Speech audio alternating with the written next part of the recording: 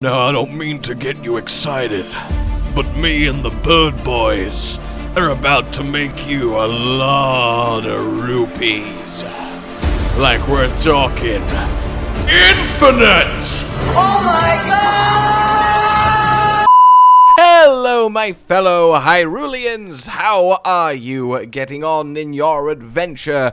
Glorious! Yes, indeed. Hopefully the answer is very well, as you plumbed both the depths and the skies of this ginormous world. But one thing that will make it very much easier no matter where you go is making sure that in your trousers you have a massive bulging pouch of rupees, so you can always afford to buy anything you want from vendors and keep well supplied on essentials like arrows. What did you think I was going to say? So today I'm going to bring you a very easy, very repeatable, no farming required, no RNG required, no legwork required, infinite loop method to make nearly 10,000 rupees an hour.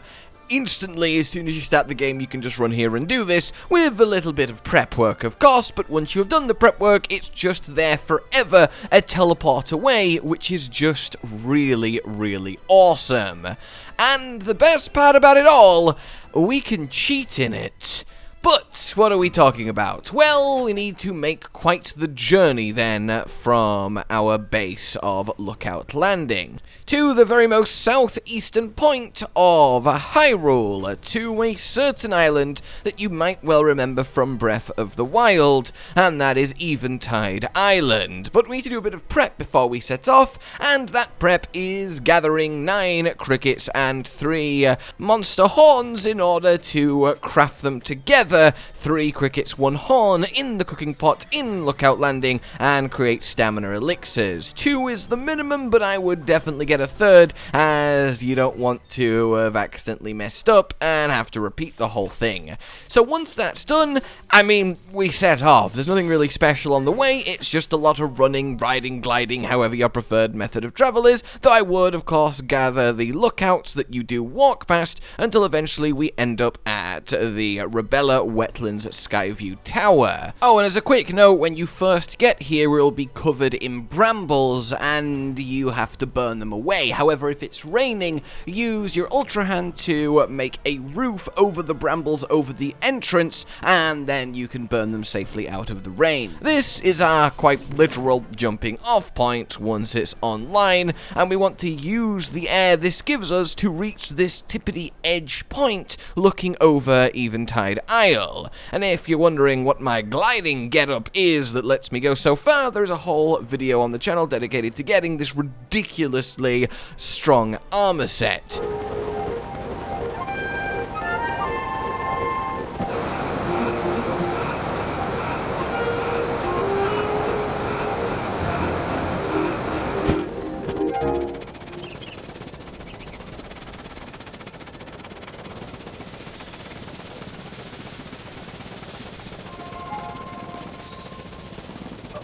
In any case, there will be a Korok here who's wanting to get carried to the island to see his friends, so if you've got a Zonai contraption to do that with, feel free to use it instead of gliding and stamina, but for us right now, we're going to be using gliding and stamina. So, gliding and stamina is exactly what will happen now for a long while.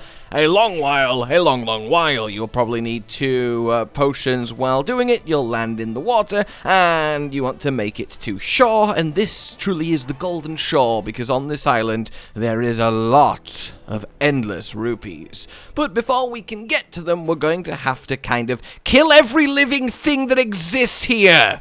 And in order to make that actually worthwhile, we need to first talk to our friend here, who's hanging out at a little camp just in front of us, to the right of the entrance to the depths, which is the point you wanted to aim for, as it's the closest point to where we set off from. He will be like, well, bit of a problem, there's 3 monster camps on the island, and I don't know why I'm speaking like this is probably not how a Hyrulean sounds. And he's gonna task you with clearing out all 3 camps of enemies, And it's at this point that I have to admit to my great shame that the footage of me doing that clearing out kind of got a little bit lost. Don't ask. But the first camp is this wooden towery structure. There's a few arches around the place. There's a lot of lightning going on here, and it does like to rain a lot, so do be aware. I did all of this at the start with the 4 hearts, as you're seeing, so it's not too difficult, but definitely be a bit careful, and you might want to come a little bit prepared. Then you can jump off from the top of this to go to the palisade walled camp on the other side of the island. This one is by far the easiest. A few enemies in here, and that's all good. And then from here we want to make it to the almost highest point up at the top of the hill, where you'll have the hardest camp. There is a lizard dude here with a lightning spear, and he really likes to electrocute you to death with it.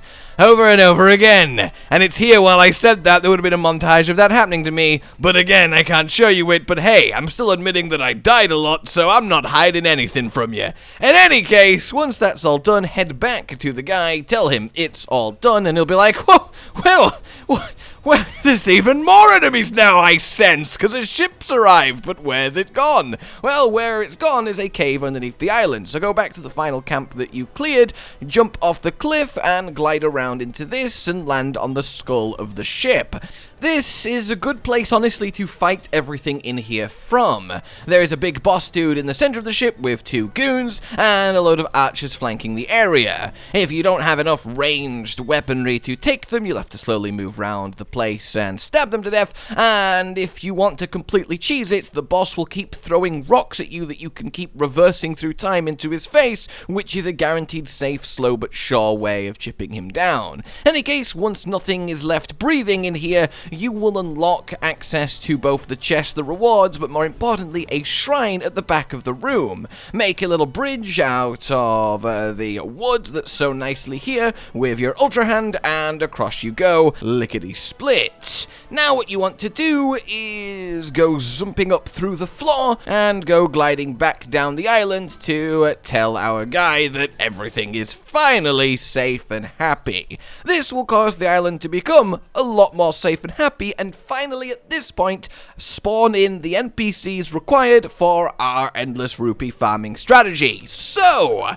teleport back to the shrine, and this time you want to head back out, head on to the pirate ship, climb up the crow's nest that is closest to the entrance of the cave, and then jump up through the ceiling, and we will arrive there straight away. This is a nice shortcut, because otherwise it's quite the faff of a climb. Now we have these 2 who are researching the gliders and how well they can actually fly. So you talk to them, and they'll ask you to be their guinea pig. Basically, they'll put you on a glider, and you have to try and control it by carefully spreading your weight and running around it and landing it in the center bullseye of a target in the distance. It costs 20 rupees to, well, try the minigame, or should I say, support the research, and you get 5 rupees for the outermost ring, 50 for the inner, little bit more, and then finally 100 for the bullseye, with a potential 300 rupees for a dead center within 1 meter, which I've sadly yet to get, but it's not necessary for the method, but I would love to know if any of you do nail that one.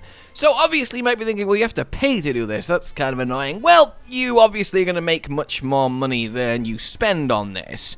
So, you hop on, you start flying, and off we go. And if you're careful, if you're very on point with where you're stood and when, and you got a feel for it and how the physics of it works, yeah, you can land in the bullseye and get that 100 rupees, and you make 80 per run. It takes about a minute to a minute and a half to do a complete cycle of this, which means that we can end up with about 5,000 rupees an hour, and that's really good considering that we're not running around a cave looking for drops or farming ore or doing dangerous things or really anything. We're just cycling this conversation and this challenge over and over and over and over and over again, like the minigames in the previous Zelda games do, but this one is infinitely better because, as I mentioned at the start, we can cheat using the reverse time. So what you can do is just vaguely navigate yourself over the bullseye, which is easy enough, almost impossible to mess that part up, and then we just need to reverse time on our glider, instantly stop it, and now we've robbed it of all momentum, so it will just fall straight down before it picks up the wind and starts gliding again, at which point we just instantly reverse it and instantly stop, causing it to again lose all momentum and just drop straight down. In this method, you can guarantee that you land the bullseye and at minimum get 100 rupees per one every single time you do this, with of course trying to get that pure center 300 as a bonus, which is really, really good. It's obviously not insane, but for how easy to get to once you've cleared the island, repeatable, and the lack of knowing a specific route or exploit, or, you know, something that's a lot more involved to set up, especially this early on in the game cycle, this is really awesome. I did this for an hour and I have more rupees than I could ever need for a long, long while, and that's really, really nice. So yeah, do it to your heart's content and then move on, and you can always come back. They will still be here and still keep paying you to cheat their system. It's very satisfying indeed, and it doesn't hurt that it is quite a fun little minigame too. In any case then, yeah, that's it. I hope you find it useful. Let me know if you do. Like if you've enjoyed this, subscribe and hit the bell for more Tears of the Kingdom goodness. Consider supporting the future of this channel on Patreon down below, and until we meet again, a goodbye. Josh, Cotton, and Hollow with the videos, dropping the humor like a hammer on your tippy toes, bringing entertainment on a daily arrangement to take our insanity and turn it into entertainment. Yes, I said entertainment twice, to reiterate that it is nice to look into your faces on a mostly daily basis when you let us in your homes to make the whole world a stage. Goodbye.